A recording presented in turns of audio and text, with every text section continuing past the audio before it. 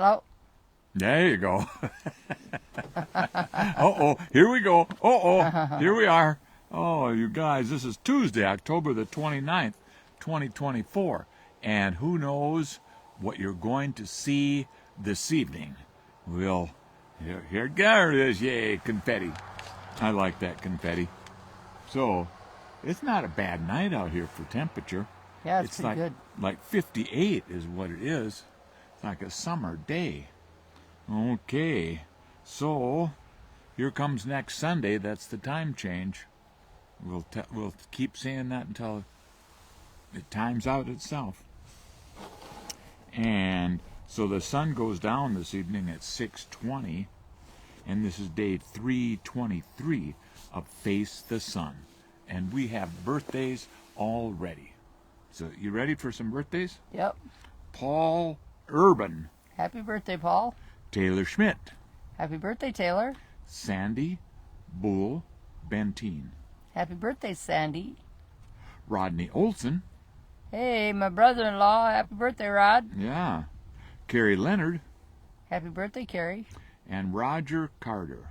Happy birthday, Roger Carter. Is he a doctor? Yeah, he's retired. I haven't seen him in a long time. Okay. Oh, man. Was that for Roger? That was a good one. Oh, it was for me. Okay. Roger, this one's for you, Roger. I found one. I like it.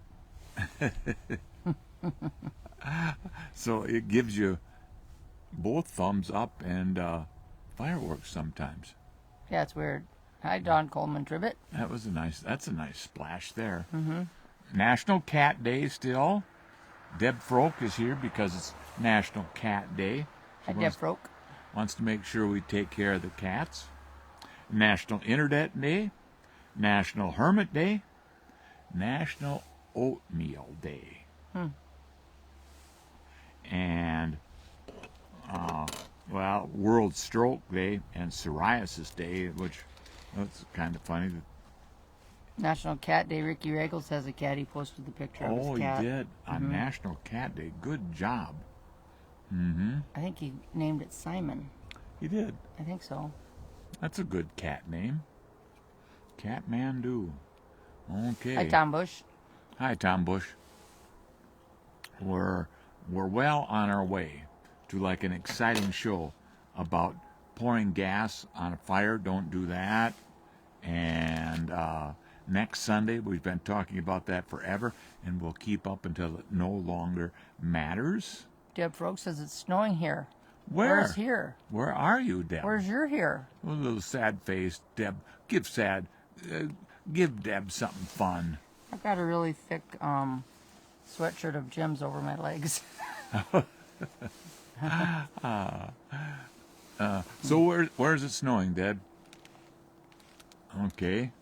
Okay, time change? Oh, rapid, okay. Oh, okay. Yeah.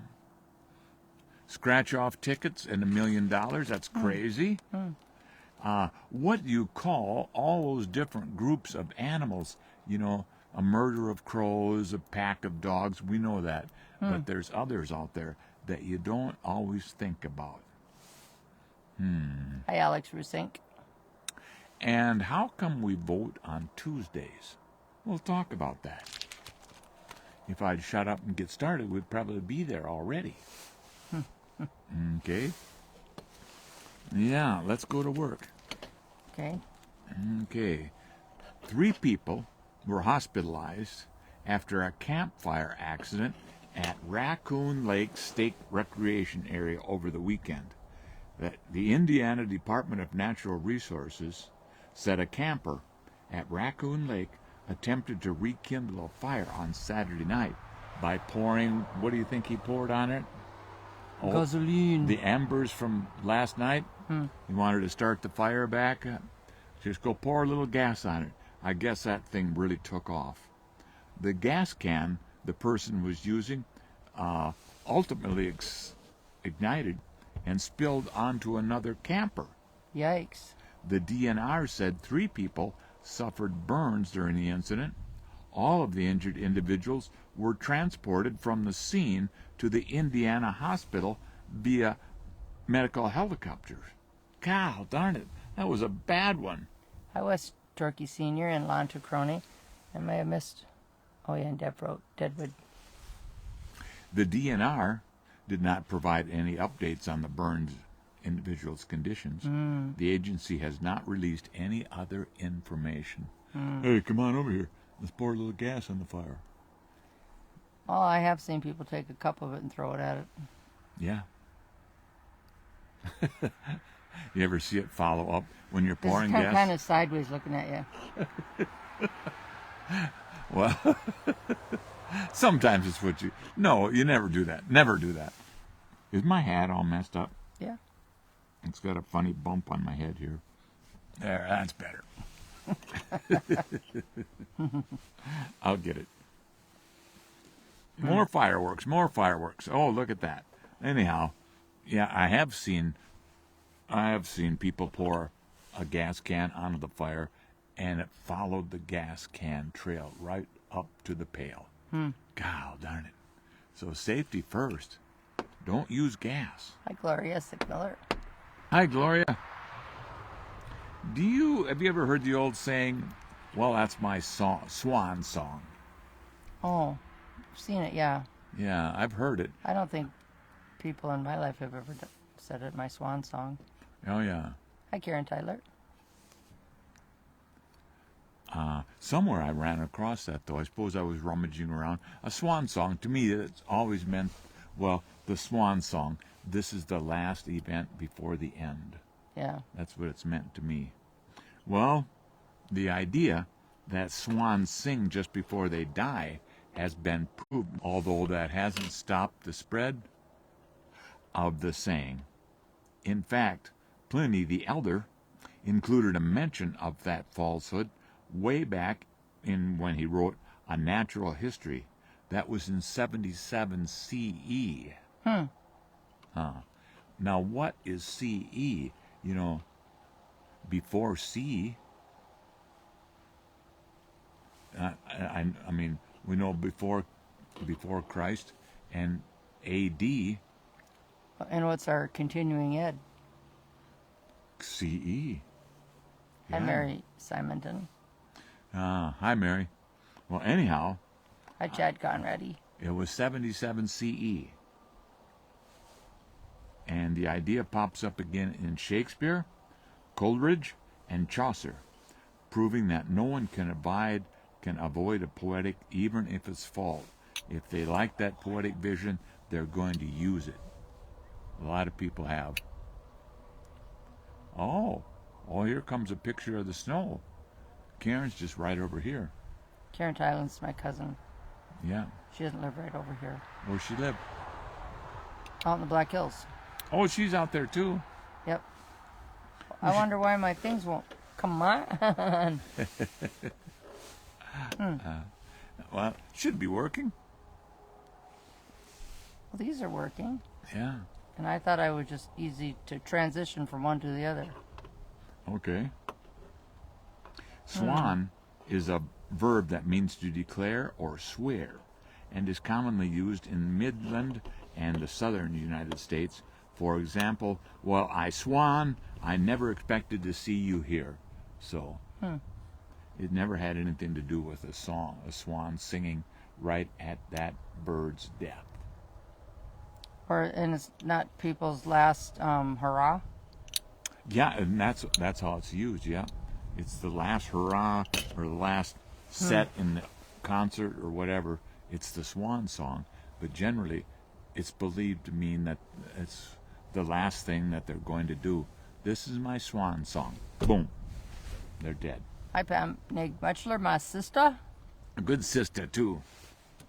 Here, you said, why do you vote on Tuesday? So I brought that up. Oh, I have that in this story. Okay. Yeah. I voted stickers. We wear them all the time. In fact, I've got one sticking on the shelf inside of there. Hi, Frank Hansen. You've seen them on hundreds of shirts around the country and on social media during election seasons. It's become a way for a person to demonstrate evidence of having done their civic duty. We haven't done our civic duty yet for the election. And a not so subtle prompt to encourage others to go vote. It's a simple, concise message, but the origin of this practice, as well as the person who or persons who innovated it, aren't quite so clear. One of the earliest mentions of the I voted sticker appeared in October 27, 1950, in the Miami Herald, which made note of a movement to encourage businesses to give time off to employees so they could vote on a bond issue for $6 million for the local hospital expansion. Frank Hansen says, "Good evening, Jim Brenda." Hi, Frank. The article went on to say that I have voted stickers would be handed out at the polls as a reminder to others to cast their votes. Reports of stickers being handed out in regional areas were real popular throughout the 50s, 60s, and 70s. In 1985, the Phoenix Board of Realtors organized the distribution of stickers in Phoenix and Maricopa counties in Arizona. And why did realtors care? A bond issue was on the ballot that would have allowed for the expansion of the freeway system, which would have a positive effect on property values. No snow in Sioux Falls, LOL. So I don't know if you read that. Somewhere I have that in here, but show it to me again. Tuesday after the first Monday in November. Oh, it's a tradition, and established by Congress in 1845 to make a uniform election day across the country.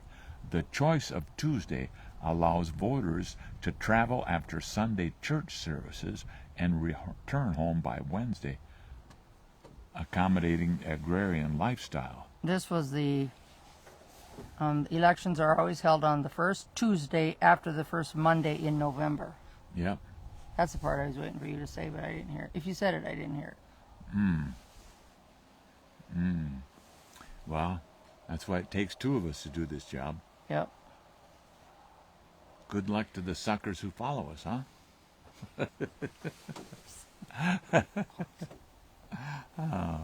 Okay, I'm going to do it again. I'm going to talk about daylight savings time. Okay. Okay, I can't wait to see how's that going to affect us, do you think?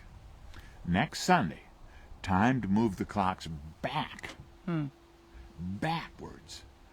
Daylight savings time ends at 2 a.m. Local time on November 3rd, which means setting your clock back an extra hour. The good news... He said, sure is a lot of fireworks going off behind you. I know. And balloons, the kids' parties going on in there, I guess. And confetti. And we do pick up our confetti when we're done at the end of the night. And lasers. And lasers. And smiles. Big toothy grins. So set your clock back an hour before you go to bed. Standard time will last until March 9th, when we will again spring forward with the return of daylight savings time. That springtime change can be tougher on your body. Darker mornings and lighter evenings can block your internal clock and not to fall asleep on time for weeks or longer. Hi, Danella Pierman. Studies have even found an uptick in heart attacks and strokes right after the March time change. Some people with seasonal affective disorder, a type of depression linked to the shorter days and less sunlight in the fall and winter, they struggle too. Hi, Danella. Oh, there's Pam Canas. Hi, Pam Canas. Some health groups, including the American Medical Association, have said it's time to do away with time switches, and that sticking with standard time aligns better with the sun and human biology. That's a noisy truck. Yeah.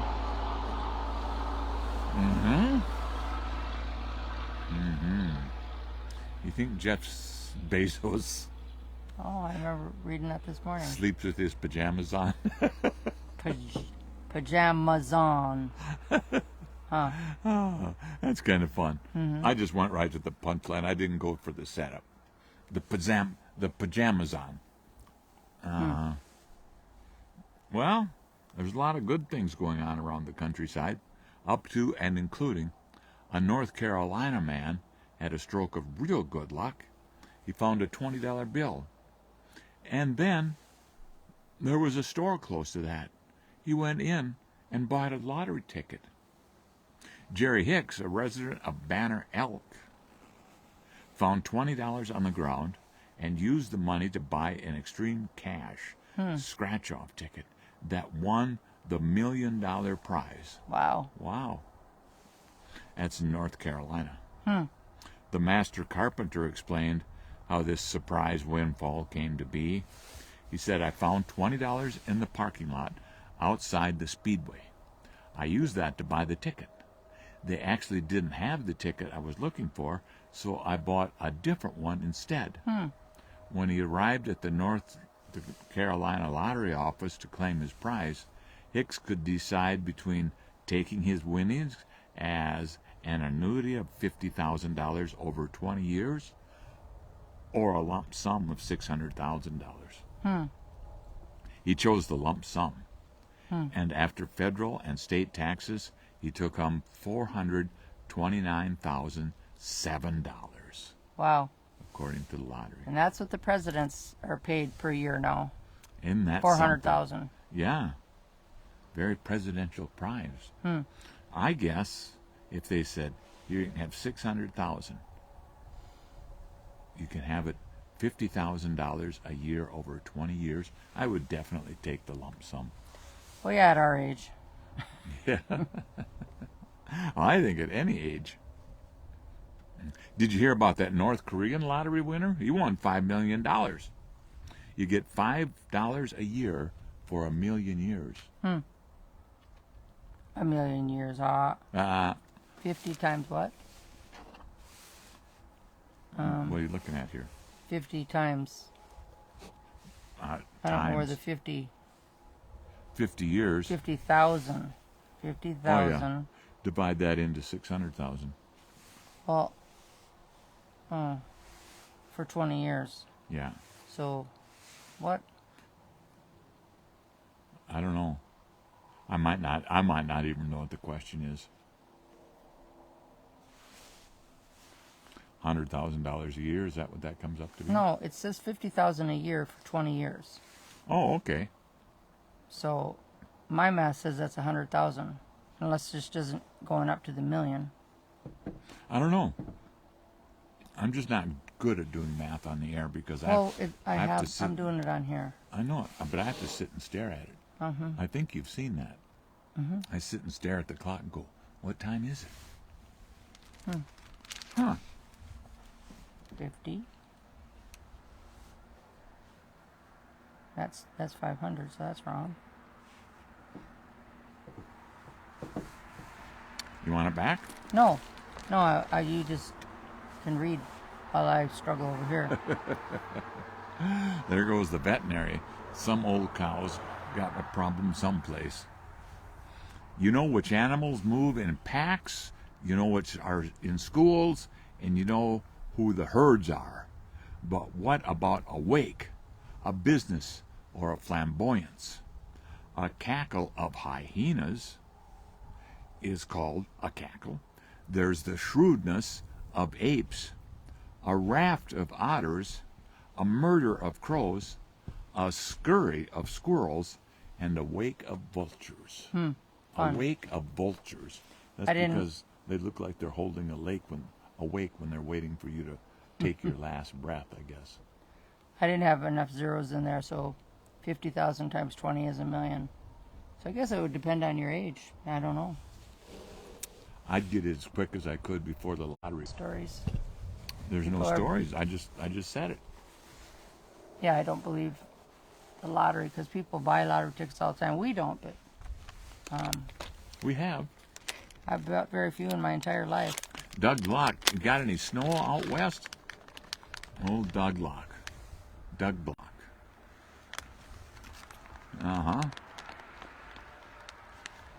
You'd think that dinosaurs, the way they look and the way they eat and tear things up, would scare children, but it's crazy.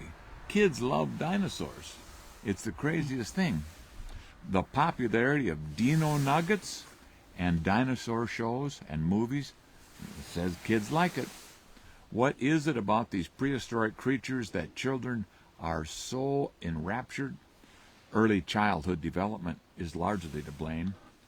Toddlers start to develop a sense of self sometimes between 18 months and 3 years of age. Naturally, this new sense of awareness of both themselves and the world around them can be a little bit confusing. This feeling of confusion, combined with a vivid imagination, prompts toddlers and young kids to seek ways to connect to the world around them that are both grounding and fun. If you're going to have a make-believe world, which fits into this very powerful sense of developing yourself, dinosaurs really fit the bill. Arthur Levan, former chair of the American Academy of Pediatrics in Child and Family Health, he told CNN that story in 2021, and nothing's changed.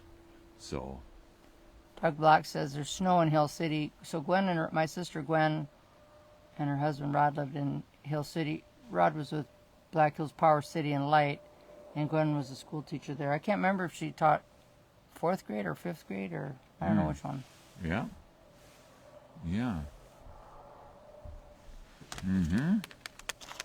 I thought we talked about the Tuesday election things.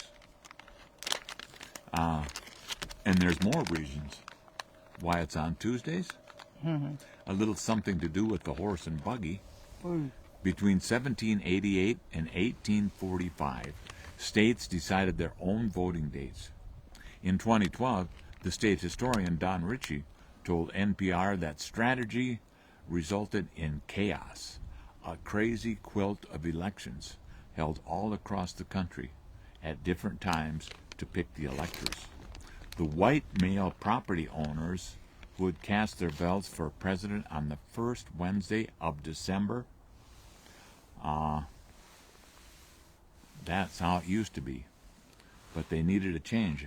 But Monday was out because it would require people to travel to the polls by buggy on the Sabbath. And then Wednesday was also not an option because it was market day, and farmers wouldn't be able to make it to the polls. So it was decided that Tuesday would be the day that Americans would vote in elections. And in 1845, Congress passed a law that presidential elections would be held on the Tuesday after the first Monday in November. And that's coming right up. So Pam says she thought Gwen taught special ed. I don't know if she, and I can't text her because my phone's in use. I don't know if you have Rod's phone number in here. I can text Gwen and Rod. Okay. You cannot escape the responsibility of tomorrow by evading a today. That came from Abraham Lincoln. Don't evade it today because it's still going to be there tomorrow.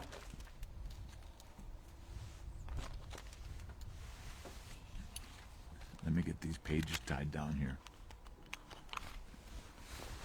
Okay. Lady Welders. We met a lady welder one time, didn't we? Yeah. I can't remember her name. I can't remember either. She was a good kid. That was the first lady welder I ever met. Oh. But she kind of lit a fuse, and there's lady welders all over the place now. A man puts on a welding helmet. He looks at a metal object in front of him. The sparks fly from his welding. It's the classic image of a welder. But it's now dated. The face of the welder is changing and taking on new forms as men and women, young and old, find that metal working is fun. Here's one story. Kayla Johnson needed to turn her life around, and she did it with welding school. She says, I've always been a hands-on person. I feel like I'm a hands-on learner. Johnson said the hands-on is what got her through school. I could not sit in a classroom for 5 days out of the week. After graduating, Johnson started her welding career in the field and made more money than she had thought possible. She says, I'm really grateful for me and my husband. We both have great careers, and they're both welders. Is her name like Tia or Thea or? That was Tia, yeah, Tia. that was her first name. Yeah. Johnson said, I'm able to be a co-breadwinner in our family, so we can live a lifestyle most people can't. Johnson loves her career, but her family is the most important part of it. Being a welder, she says, allows her to live a life that lets her focus on her family as much as she focuses on her job. Johnson said, I can get a job anywhere. I can work for myself. I can always find a job. I can always find money. If I want to work 8 months out of the year, I can work 8 months out of the year. If I want to work 12 months out of the year and work less hours, then I can do it that way too. So, that's a good story. Welders. Yeah, Tia is her name. Yeah, Tia. Yeah. I bet she has some welder stories. And there's a lot of welding in this town. Hi, Shirley McFarland. I sure Here, I'll give you some little something. lasers. Okay, we'll go with lasers. Ah, yeah. Those Guess are I nice lasers. Wasn't paying attention. I texted Rod from Jim's phone, Pam. I'll see what Gwen taught in Hill City. I know Mom taught special ed, but I don't. I kind of have a special ed story in there for Gwen too, but it's not very big. Huh? I always thought Gwen taught either 4th or 5th grade. Oh, okay. So, your phone. You ever think you have too much on your phone? Uh-uh. Huh? I You can don't? have a lot more. Yep. Oh, you You got... think you think you have too much on your phone? No, I don't have anything on my phone. I'm kind of broke when it comes to my phone. I don't have much on it at all. Okay. Apps on your phone, and like that's an app. No, that's not an app. That's put on there by Facebook, isn't it? Well, I went and got the Facebook app, so we don't Oh. have to go searching on the internet for it. Oh. So we just tap on the big F on our phone, on the screen, and away you go. So all these visual effects you've been doing. They come with the telephone. They're separate. They're not part of Facebook. Oh, that's not part of Facebook. Okay. No. So Comes if you were with the gonna telephone. if you're gonna do FaceTime with your phone back and forth to the kids, you can be doing this to the kids too. Or if that doesn't work, you can do this. Right. We kind of learned a little bit how to do rain. Little rain. A little rabbit. You can do the rabbit. That was fun, you guys. Let's do it again tomorrow. Tomorrow morning. Early in the morning. Oh, what time does that come? Okay, that's a good question. Sunset. If I touch this too Yeah. hard, it It goes pretty fast. 8:04. 8:04. So, Okay. all right. Well, be ready for that. We'll see you on the other side of the house. And no snow in our neighborhood. Let's keep it that way for a while. Yeah. Yeah. I'd take a little rain if we had it. Said cloudy conditions will continue for the rest of the day. Wind gusts up to 19 miles an hour. We've seen worse, haven't we? Yeah. All right. You gonna run the light show or you want me to? I want you, here, wait, I give him this one last little treat. You do fireworks or something, Get ready. I'm going to turn this off as soon as he hits we're going to go out with a bang. With any luck. Oh, I gotta get over this way more, I think. There they are.